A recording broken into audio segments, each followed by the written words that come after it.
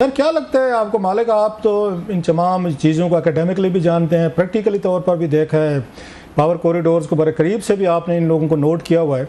मौलाना साहब ने इमरान खान साहब को यूज़ किया है और उनका क्लाउड पावर या उनका बोझ जो मतलब कहें यूज़ करके एस्टेब्लिशमेंट और हुकूमत से डील कट कर लिया है। मतलब it's all about using each other. Khan साहब उनको यूज़ करना चाहते थे कि इनकी स्ट्रीट पावर मैं यूज़ करूंगा। मौलाना साहब ज़्यादा स्मार्ट निकले हैं, उन्होंने खान साहब के साथ वक्ती तौर पर डील करके इत्तेहाद करके खबरें लगाकर एस्टेब्लिशमेंट और हुकूमत से कुछ ना कुछ ले लिया है और उनके तो वो बेहतर साबित हुए हैं। खान साहब को यूज़ किया उन्होंने। ये तो हम नहीं कह सकते, हमें नहीं पता रऊफ के यूज किया है या नहीं किया, to be fair to the man. लेकिन क्या उनका वजन बढ़ा है? बिल्कुल बढ़ा है, बिकॉज ये बहुत बड़ा एक स्ट्रीट फैक्टर था उनकी जमात की सपोर्ट खान साहब के लिए। और इसका बीच में से इक्वेशन में से निकलना मेरा ख्याल है ये बहुत डैमेजिंग हुआ है पीटीआई के लिए।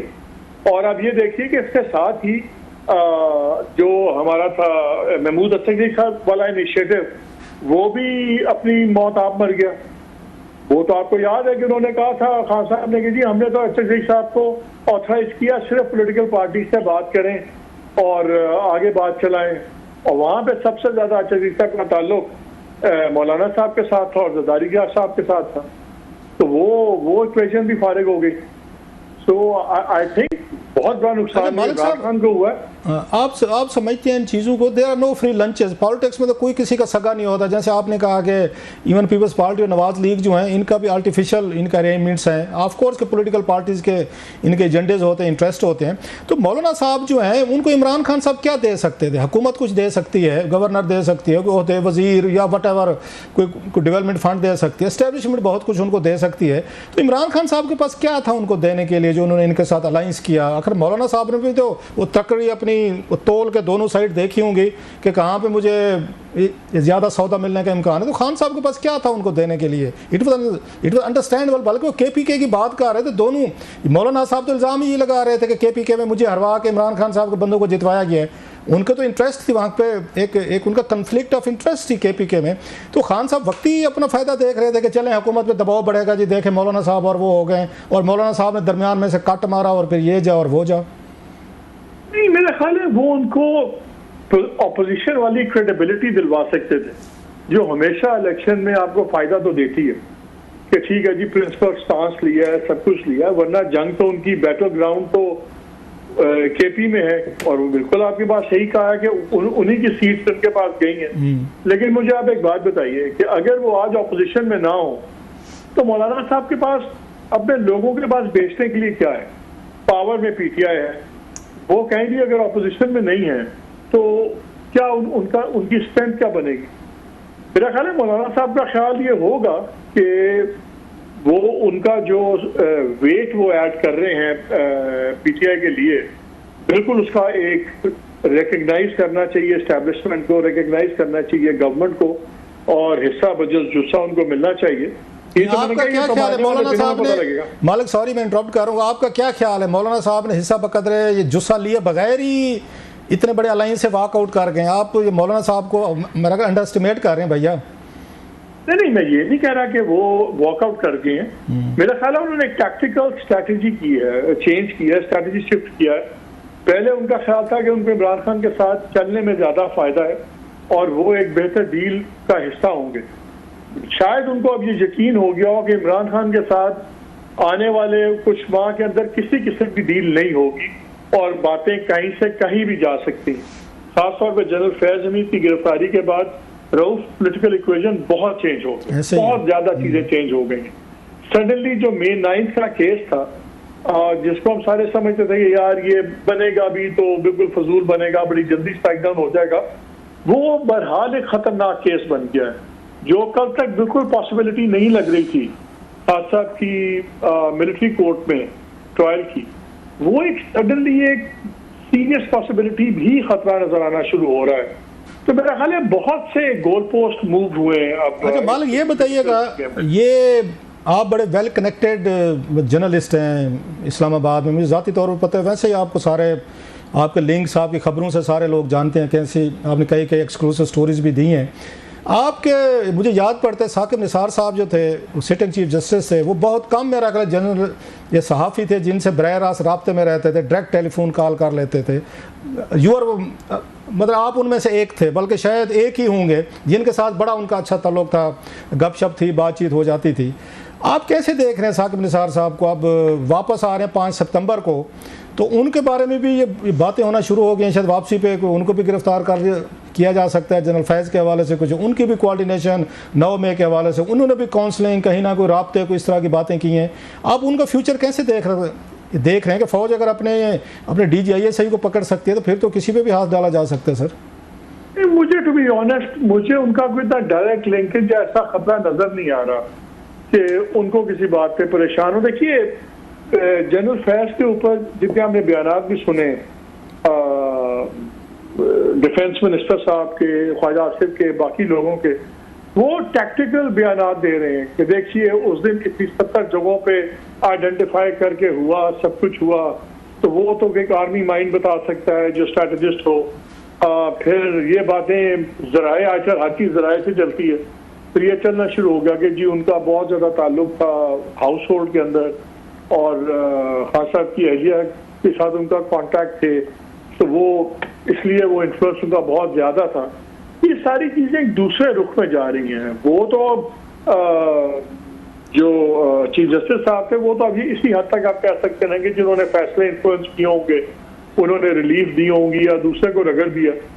ये जो May 9th और ये सारी चीज़ें, इसके साथ बड़ा ही लॉन्ग स्ट्रेच आपको इमेजिनेटिव चाहिए। फैसले मालिक, मैं सॉरी आपकी बात काट रहा हूँ, फैसले जो जहांगीर तरीन साहब जो हैं वो अब जब खुलकर बात होती है निजी महफिलों में भी वो कहते हैं, खकवानी साहब ने भी 2-4 दफ़ा कहा कि उन्हें तो ये कंप्लेंट थी कि शायद साकिब निसार साहब ने, उसके बाद जनरल साहब एंड कंपनी नवाज शरीफ साहब का वो बैलेंस करने के लिए डिसक्वालिफिकेशन उन्होंने जहांगीर तरीन साहब को, साकिब निसार साहब ने उनको डिसक्वालीफाई किया था और इमरान खान साहब का भी उसमें शायद मशवरा सलाह शामिल थी। ये बातें वो खुद वो कहते रहे हैं, मैं इसलिए कह रहा हूँ, ऑन द रिकॉर्ड वो कहा हुआ है। तो उस वक्त तो ये सारे थे, जनरल फैज़, इमरान खान साहब और साकिब निसार साहब की इक्वेशन जो है ये तो नज़र आती थी। उनके अपने पार्टी के लोग कहते थे कि ये हमारे साथ हुआ है और कराया गया है। नहीं, देखिए लार्जर पावर गेम के अंदर लिंक होना और चीज़ है। हम बात कर रहे हैं कि इस वक्त ज़्यादा फोकस कहाँ है। इस वक्त सारा फोकस आपको May 9th पे नज़र आ रहा है। इस वक्त आपको सारा फोकस, इवन अब जो आपने पोस्ट रिटायरमेंट की सारी चीजें इल्जाम लग रहे हैं जनरल फैज़ पे और सब कुछ, वो सारे पोस्ट रिटायरमेंट वाले May 9th की तरफ जा रहे हैं।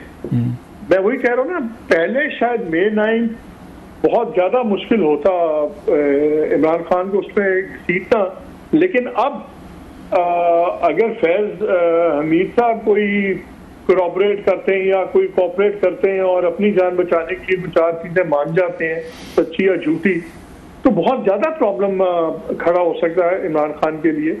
और ये कोई बईद ऐसी बात नहीं, हमने बड़ा माजी में देखा है। जी मालिक, एक और भी चीज़ सामने आ रही थी, आप उन तमाम लोगों को जानते हैं, करैक्टर्स को, जिनके हवाले से आज उन्होंने हमारे दोस्त कुलीग अंसार अब्बासी साहब को भी लंदन से इंटरव्यू दिया, मैं उस पर भी आता हूँ, उसी में भी जिक्र है इसका कि शायद जो लाहौर में बैठे हुए सारे बड़े लोग हैं, पॉलिटिकल हैं, जुडिशल हैं, जजेस हैं, जिसमें नाम लिए जा सकते हैं, ख्वाजा अहमद तारिक रहीम साहब हूँ, एतजाज़ हसन साहब, लतीफ़ खोसा साहब, फिर ये साकिब निसार साहब, उमर अताब बंदयाल साहब जब यहाँ चीफ जस्टिस थे, तो ये सारे बैठ के पीछे से सारी पॉलिटिकल जुडिशल स्ट्रेटजी ये बना के दे रहे थे और वो एग्जीक्यूट जो है वो सुप्रीम कोर्ट में हो रही थी, जिसके बारे में आज उन्होंने कहा इत्तफाकन मुलाकात हो जाती थी, एतजाज़ आ जाते थे फलाने। और फिर आपको याद होगा ऑडियो भी आई थी उमर अताब बंदयाल साहब की फैमिली की और ख्वाजा अहमद तारिक रहीम साहब की फैमिली की, तो जिसमें तो ये कनेक्शन साबित हो रहे थे पॉलिटिकल। ये जो मतलब एक्टिविज्म जो है वो तो साकिब निसार साहब रिटायरमेंट के बाद भी कर रहे थे सर। ये तो उनकी अपनी भी वीडियो एक ऑडियो आई थी जिसमें गाइड कर रहे थे कि क्या क्या करना है सुप्रीम कोर्ट फैलानी है।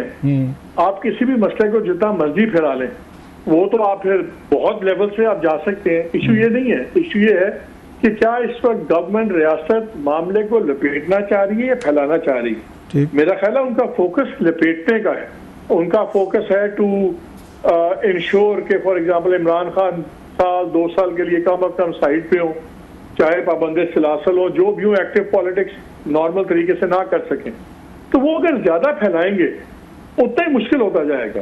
आई थिंक मैं इस वक्त प्रायोरिटी समेटना है ताकि जो सिटिंग गवर्नमेंट है या जो भी डिस्पेंसेशन सिलेक्ट किया जाती है उसको 2-2.5 साल मिल जाए इकोनॉमी कुछ बेहतर हो जाए, वरना आप जितना फैलाएंगे इंस्टेबिलिटी उतनी बढ़ेगी। अच्छा मालिक, एक और है जो अंसार की इंटरव्यू में एक अहम पॉइंट था, I was a bit surprised, I hope आपने पढ़ी होगी सारी। उसमें साकिब निसार साहब कहते हैं जी मेरा उनके साथ सोशली तौर पर जनरल हमीद से मेहरबानी होल्ड कीजिए। मेरे ख्याल मालिक साहब से शायद कोई की दब गई, दोबारा उनको अगर लाइन पे ले सके जी, ट्राई कर रहे हैं उनको करें। बड़ा एक आखिरी सवाल उनसे रहता है मालिक साहब से पूछने वाला, तो बड़ा एक अहम है जो आज ये अंसार अब्बासी साहब ने अपने इंटरव्यू किया है, तो उसमें उन्होंने ये इंकशाफ किया 2-4 कि मैं जनाब फैज़ हमीद साहब की शादी, बेटी की शादी में भी उसमें गया था, मेरे साथ कोई कभी कभी हेल वाय भी हो जाती थी। इससे बढ़कर जो बड़ी एक चीज़ है जो मेरा ख्याल है बहुत सारे लोगों को हैरान कौन है कि वो कहते हैं मैं नादरन एरियाज़ अपनी फैमिली के साथ गया था, तो जनरल फैज़ हमीद साहब ने वहाँ पे हमारा बड़ा ख्याल रखा था, तो फैसिलिटेट किया, हमारे लिए अरेंजमेंट्स करवाए, हमारे लिए चीज़ें करवाई, आसानियाँ।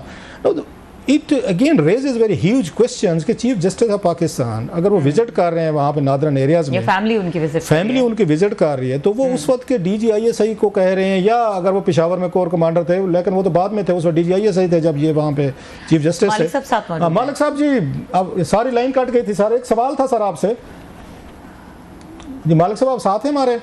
जी जी जी। अच्छा, लास्टली सर, ये जो आज आपने अंसार अब्बासी साहब का इंटरव्यू पढ़ा होगा जो उन्होंने साकिब निसार साहब का किया है, उसमें एक बड़ा उन्होंने इंटरेस्टिंग एक इंकशाफ किया है कि मेरा इनसे बड़ा अच्छा ताल्लुक था, कभी हेलवाई हो जाती थी, कभी मैसेजिंग भी आ जाती थी रजिस्ट्रार के जरिए, फेयर एनफ ठीक है। उन्होंने कहा मैं नादरन एरियाज़ गया, मेरी फैमिली गई, तो वहाँ पर जनरल फैज़ जो हैं इन्होंने मेरी फैमिली का बड़ा ख्याल रखा, बड़ा ही took care of everything, facilitate किया। अब ये बताएं, जब एक चीफ जस्टिस ऑफ पाकिस्तान एक वहाँ DGISI के ज़रिए वो नादरन एरियाज जाता है, उसका सारा ख्याल रखा जाता है, वहाँ पे उनकी लॉजिस्टिक का रहने जो भी होगा वटेवर, और वो उसका एतराफ़ भी कर रहे हैं, तो हमें तो बताया जाता था कि चीफ जस्टिस हों, जजेस हों, ये तो सोशलाइज ही नहीं करते किसी से ताकि किसी से इन्फ्लुएंस ना हो, तो इसको कैसे देखते होते हैं फिर? मतलब साकिब निसार साहब was playing very active huge role, अगर वो DGISI से ये इस तरह की फेवर्स ले रहे थे कि मेरे बच्चे जा रहे हैं तो उनका भी आपने ख्याल रखना है, और उन्होंने ख्याल रखा, हालांकि चीफ जस्टिस से और भी बहुत सारी चीज़ें खुद कर सकते थे। तो सर इसको कैसे देखते हैं आप? हमारे समाजी ताल्लुकात में सियासत बहुत बड़ा हिस्सा प्ले करती है, तो बस इसी तनाजुर में देखें आप। वैसे बड़े जालिम हैं, देखा ना आपने कैसे आराम से पतली गली से निकल गए मालिक साहब।